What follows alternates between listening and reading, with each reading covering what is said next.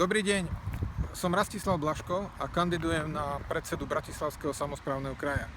Ľudovo povedané bratislavského župana. Toto miesto je vlastne pozemok, ktorý vlastní Bratislavský samosprávny kraj. Má rozlohu okolo 95 000 m2, čo je 9,5 hektára. Je to nevyužitý pozemok, ktorý tu leží už ľadom a skladom takmer 10 rokov, kedy ho kúpili a chceli tu postaviť Danube arénu.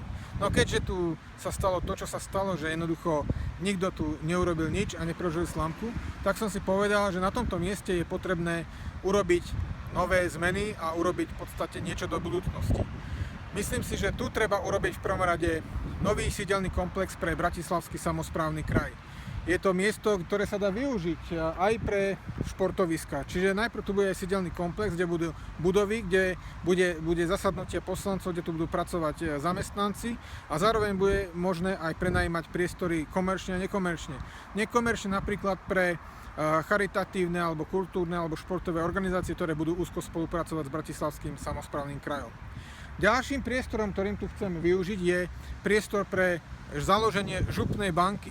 Župná banka, to bude v podstate taká ustanovizeň, ktorá umožní získavať prostriedky, zároveň bude vyvíjať komerčnú činnosť a zisk bude určený na rozvoj Bratislavského samosprávneho kraja a všetkých ľudí, ktorí tu žijú.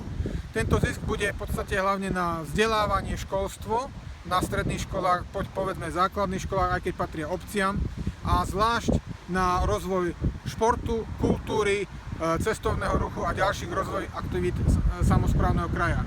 Na tomto mieste, keďže aj keď je to časť, ktorá je určená na šport a oddych, chcel by som urobiť zmenu a postaviť tu 2200 nájomných malometrážnych bytov, ktoré budú v rozlohe 35 až 45 m2, určené pre sociálne slabšie rodiny, pre matky s nezaopatrenými deťmi, ktoré tu budú aj pre zamestnancov, učiteľov stredných a základných škôl Bratislavského samosprávneho kraja a rovnako tak aj pre tých ľudí, ktorí budú pracovať pre samosprávny kraj. Bývanie bude obyčajne na dobu určitú, do 5 rokov, ale samozrejme pomôže to tým ľuďom. Ďalšou vecou, ktorú chcem urobiť, je aj zriadenie denného stacionárneho centra pre 1000 seniorov. 1000 seniorov sa tu v podstate tiež nájde priestor a tým pádom môže sa uľahčiť všetkým seniorom, ktorí žijú v samosprávnom kraji. Bude to pre tých, ktorí sú v Bratislavskom samosprávnom kraji. No a nakoniec chcem tu urobiť park cti, kde budú aj tabuľky ľudí, ktorí zaslúžili o Bratislavský kraj a okolité obce a okolité mesta. No a na záver, čo sa týka športovej časti, chcem tu urobiť prvé bratislavské futbal-golfové ihrisko, pretože futbal-golf sa rozvíja ako šport, kde môžeme dosiahnuť nové úspechy.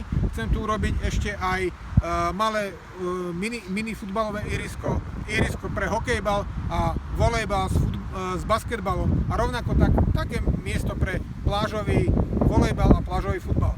Takže vážení priatelia, myslím si, že toto je priestor pre využitie, ktoré má Bratislavský kraj a nie je doteraz využité a môže sa stať takým malým centrom celého kraja.